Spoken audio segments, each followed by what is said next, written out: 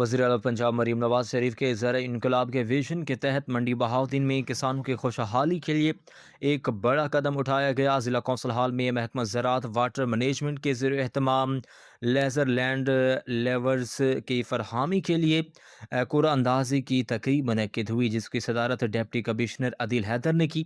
تقریب کے دوران ڈپٹی ڈائریکٹر واٹر مینجمنٹ حافظ سلیم اللہ نے شرکا کو تفصیلات بتاتے ہوئے کہا کہ ضلع بھر سے 227 کاشتکاروں نے درخواستیں دی، جن میں سے 182 درخواستیں درست قرار پائیں۔ آج قرعہ اندازی کے ذریعے 20 خوش نصیب کاشتکاروں کا انتخاب کیا گیا، جن میں سے پھالیاں سے 10 جبکہ ملک وال اور منڈی بہاؤدین سے 5 کاشتکار شامل ہیں۔ حکومت پنجاب کی جانب سے ان کامیاب کاشتکاروں کو فی یونٹ 6 لاکھ روپے کی خطیر سبسڈی فراہم کی جائے گی۔